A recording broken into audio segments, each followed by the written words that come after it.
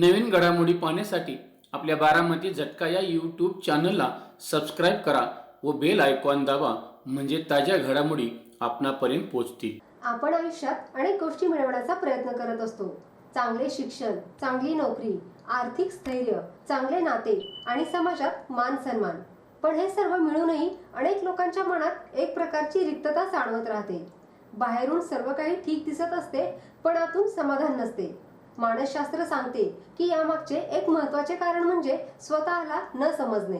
स्वतःला समजून घेणे म्हणजे फक्त आपले नाव, व्यवसाय किंवा आवडीनिवडी जाणून घेणे नव्हे, तर आपल्या भावना, विचार, भीती, इच्छा, ताकद, कमतरता आणि जीवनातील मूल्ये समजून घेणे होय.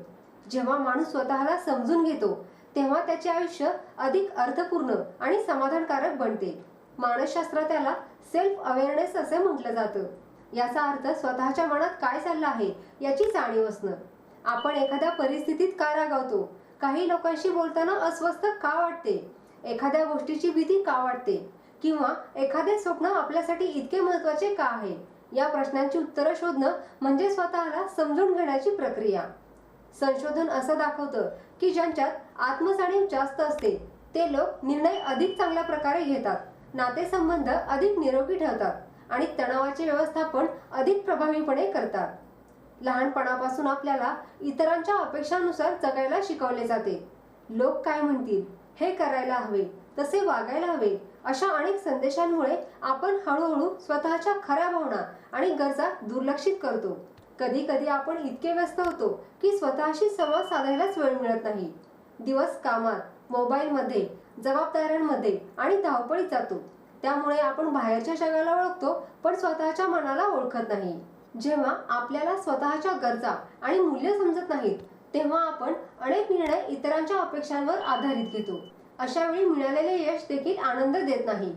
स्वतःच्या भावना समजत नसतील तर इतरांपर्यंत योग्य प्रकारे पोहोचवता येत नाहीत. त्यामुळे गैरसमज, राग आणि संघर्ष वाढू शकतात. काही लोकांना सर्व असूनही रिकामेपणा जाणवतो, कारण त्यांना खरोखर काय हवे आहे हेच माहीत नसते. स्वतःच्या भावना दाबून ठेवणे, सतत स्वतःला बदलण्याचा प्रयत्न करणे किंवा खरे व्यक्तिमत्व लपवणे यामुळे मानसिक तणाव वाढू शकतो. जेव्हा आपल्याला आपल्या ताकदी आणि मर्यादा माहिती असतात तेव्हा स्वतःबद्दल अधिक स्पष्टता निर्माण होते. त्यामुळे आत्मविश्वास नैसर्गिकपणे वाढतो. आपली मूल्ये आणि उद्दिष्टे स्पष्ट असतील तर निर्णय घेणे सोपे होते. इतरांच्या दबावापेक्षा स्वतःच्या गरजांनुसार निवड करता येते. स्वतःच्या भावना समजणारा व्यक्ती इतरांच्या भावनाही अधिक चांगल्या प्रकारे समजू शकतो. त्यामुळे संवाद सुधारतो आणि नाती अधिक निरोगी बनतात. अनेक संशोधनांमध्ये असं दिसून आलं आहे की आत्मजाणीव आणि मानसिक आरोग्य यांचा जवळचा संबंध आहे. स्वतःला समजणाऱ्या व्यक्तींमध्ये चिंता आणि तणावाचे प्रमाण तुलनेने कमी आढळते. तर स्वतःला समजून घेण्यासाठी काही प्रश्न विचारा.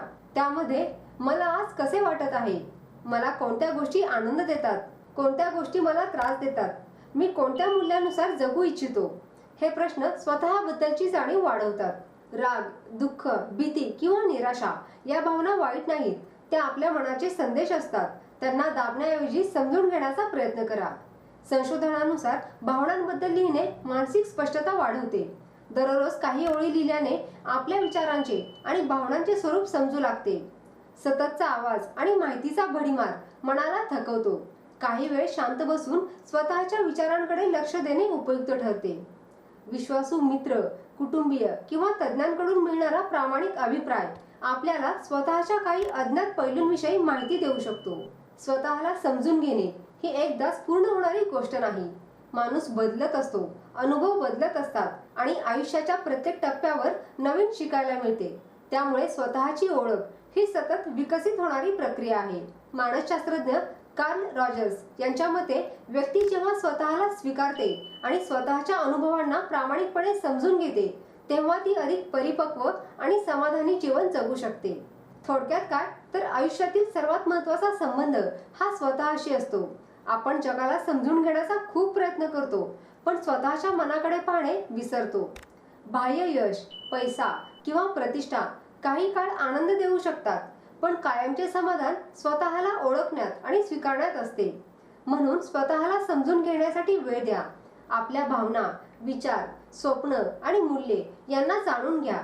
कारण जेव्हा आपण स्वतःला समजतो तेव्हा आयुष्य केवळ जगले जात नाही, तर ते खऱ्या अर्थाने अनुभवले जाते आणि तेव्हाच आयुष्य पूर्णत्वाकडे जाऊ लागते.